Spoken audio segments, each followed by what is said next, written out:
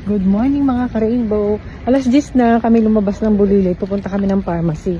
Kasi kukunin ko yung in-order kahapon na bag, spray at saka yung sticker. Ano pala siya? Ma-fog. Zero visibility. Kala ko malabo lang yung salamin ko eh. Nakala ko nag-fog yung salamin ko eh. Talagang ma-fog pala. Pakita ko sa inyo.